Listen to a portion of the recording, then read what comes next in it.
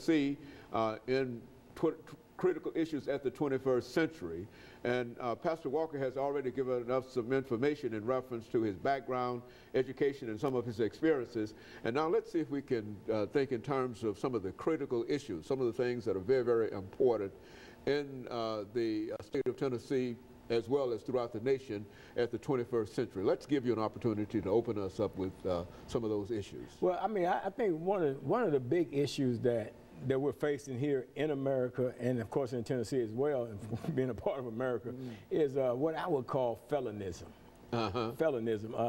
And I don't know if anybody heard that term or not, but it's basically the systematic disenfranchisement of American citizens through the impartation of felony convictions. And I think that happens because it's a system that's designed to incarcerate individuals, and not just necessarily incarcerate, but to, if you can get a felony conviction. I guess I need to make myself clear. Let me explain what I'm talking about. You take an individual that commits a crime.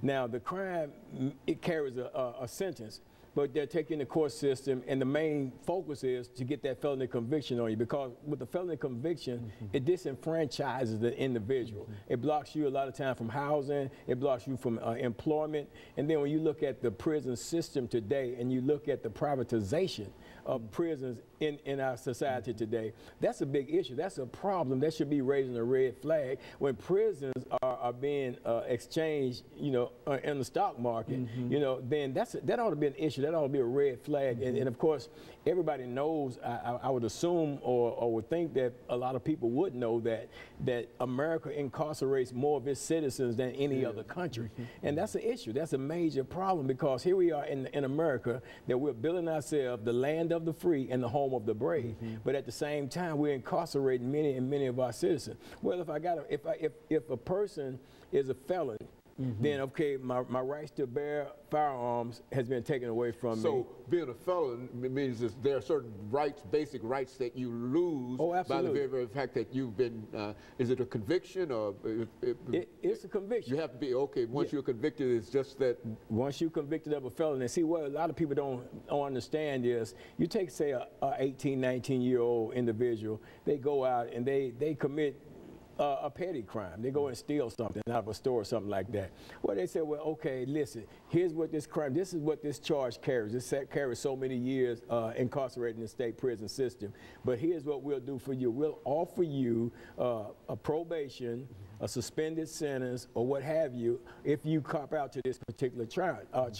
So when you cop out to the charge, Dr. Haney, now you got a felony conviction. So instead of having do 6 months on probation and so-called never have to worry about it again, in reality, what you have is a life sentence. What you've done, you've really given away your life and your civil rights in a real sense. Is that, and that's why you call it felonism. Absolutely. You signed it away. You signed it away. So now, for the rest of your life, you can be legally discriminated against when it comes to housing, because in certain places say, well, if you got a felony conviction, then you can't get a house here. A young lady called me a few days ago, and she was having this situation. She, well, I've got a job, but every time I try to get housing in this particular area or whatever, I can't get it because of the felony conviction on my record, because people are looking at that.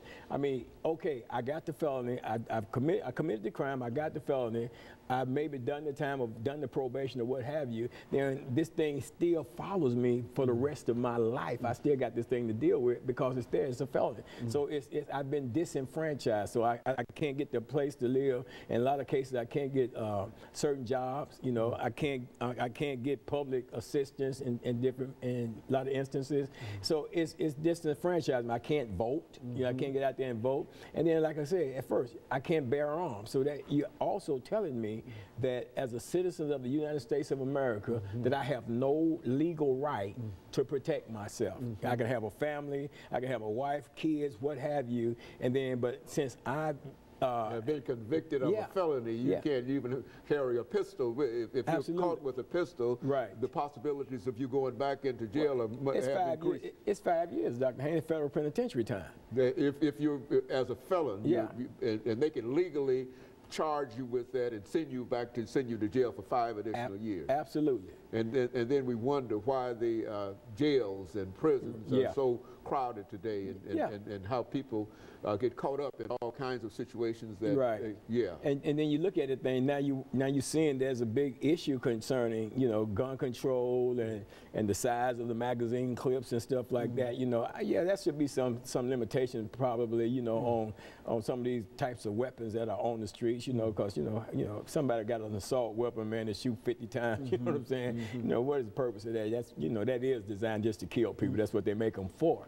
But at the same time, you know, while you're looking at that issue about people's right to bear arms, then what about the individuals, say myself, for example, who's been away from crime for 30 plus years or so, and has no intention of committing another crime, but at the same time they have a family that's pastoring the church, they got a couple of, you know, online businesses and things like that, but at the same time I can't protect my family. I have no legal right to, if somebody come into my house, invade my house, I have no legal right to have a weapon in there in order to protect yourself. Yeah, absolutely. Now, I mean, what is that saying, you know, to me as a citizen of America? What is saying to me, Dr. Haynes, you're not a citizen? Well, now, is there any legal way that a person might be able to move beyond being a felon? Once you are classified as a felon in the system, in the penal system, you are a felon forever. Is that? That's where it goes. That's where it goes. A law came out in July of 2012, I think. Some offenses that you may be able to get expunged, but it's so weaved in there, you know. Nebulous. You really can't. Yeah, because I may have a charge or so in there, you know, that I maybe could possibly get you know, cleaned up in my record, but at the same time, I got these other charges that said I don't qualify, so I can't get none of it done. So I'm caught in that particular trap.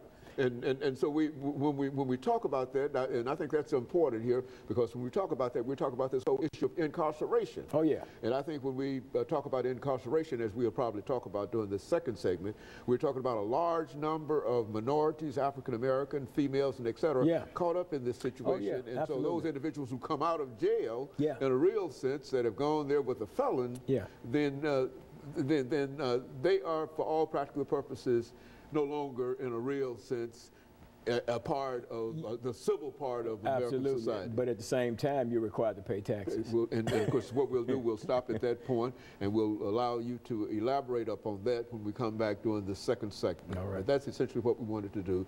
And this is indeed a critical issue. It is. We talk about crime, violence, guns, and et cetera. This is indeed, and we'll be back with our audience following this very, very short commercial break.